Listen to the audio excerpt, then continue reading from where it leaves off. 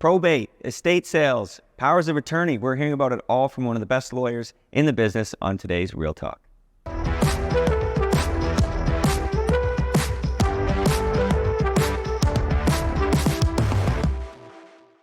Today, we have the wonderful Alanna Stephen with Escarpment Law. Thanks for coming on, Thank Alanna. you for having me.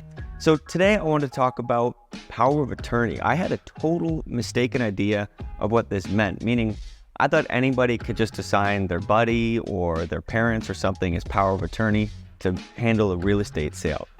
I've come to understand that's not true. Right. Can you shed some light on how power of attorney is meant to be used in a real estate transaction? Absolutely. So just a quick little recap. Powers of attorney are documents that are used when you are alive, but you cannot make a decision for yourself. Yes. So quite dissimilar for a will, obviously, when you're dead, and that's the end of it. Mm-hmm. So you assign authority to someone to carry out your instructions, whether it's for your healthcare or in this case for your property. So first of all, you have to name someone you trust, okay? And usually powers of attorney are used when you are in a coma from an accident, or you have Alzheimer's or dementia, that sort of thing.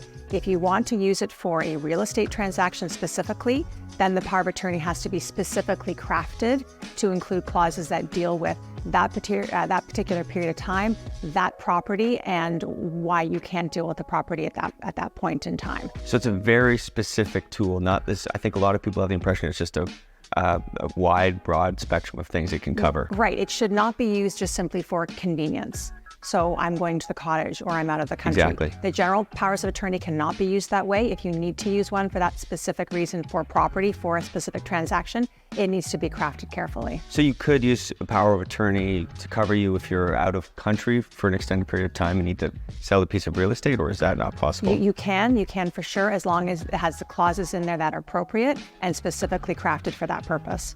Okay, and then in the same vein, when there's an estate sale, what can some people expect in terms of, I don't think many people are familiar with what happens with probate with a sale. Could you enlighten me on what the process is with that and how that changes a real estate transaction? For sure. So the probate process in Ontario is a process by which the original will goes to the courthouse, and it's a truing up or a validation of the will. Okay. I sometimes tell people it's a little bit of a money grab because the original will just goes to the courthouse. Someone says, okay, this looks good. Right. Stamps it, there's an application, and back it comes. But it's a truing up or a validation of the will. And it is an important process. It's to make sure that the will that's being used is the true will, the will that people need to act on.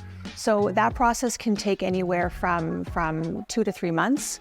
COVID has lengthened that process, but people should expect from the time the actual application gets to the courthouse, it's going to be 2 or 3 months before the will comes back. And if we're talking about real estate, it's only when that will and the certificate comes back that the property can actually be sold. And is there anything that somebody who's dealing with an estate can do ahead of time to kind of prepare for an estate sale? Yes. So if you are the vendor, okay, and you're the estate trustee or the executor who is dealing with the property, you want to make sure you have a list of all the assets. How much money there is, right? Where is it? Get an evaluation of the property from your real estate agent, that sort of thing. You take that information to your lawyer, okay, make sure you have your ducks in a row, and then of course, obviously physically ready the property for sale. But really a full calculation of the assets is the best thing to do before you show up at your lawyer's office. Perfect. And now if I'm a buyer and I'm going to look at an estate sale, a house that is an estate sale, yes, is there anything that I should be looking out for? Anything I should be asking my agent about? Yes. What are some things that you can do? That's super important. If you are a buyer and you know you are buying from someone who has passed away and from an estate, you want to know, has the application for the probate, has the probate process been started yet? Right. Okay, that will give you an idea of timing. If the answer is no, that could be a number of months. So in terms of setting your closing date and your expectations, that's really important. So if you're someone who has to move into this property on the closing date, you don't have any flexibility, you and your agent are really going to want to know at what stage the process is at to get that certificate back. Because you may have a closing date that just doesn't line up with the probate process, which I've seen before where estate handlers just didn't know what they were doing or they didn't consult a lawyer. Absolutely. They just put it on the market. Absolutely. So you have to ask the questions. Right. And if you've got you probably, if you're a buyer, should build in some flexibility for your closing date, just to be on the safe side. Perfect.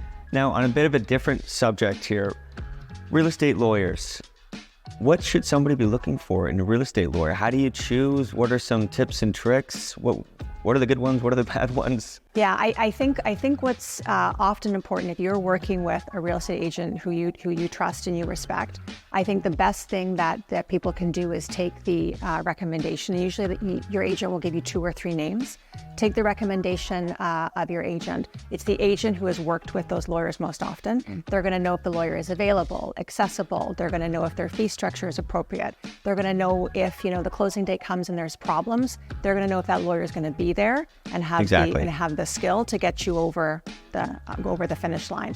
And I think it's important when people are calling around to get fee quotes as well. Right. You don't want any sticker shock. You want to know what you're going to be paying, and how it factors into your budget. So a clear definition of what they can expect to pay Absolutely. on closing is important. Absolutely. That's great. That's all the time we have for today. Thank you very much. Awesome. Come on, Alanna. Wonderful. Thank you very much.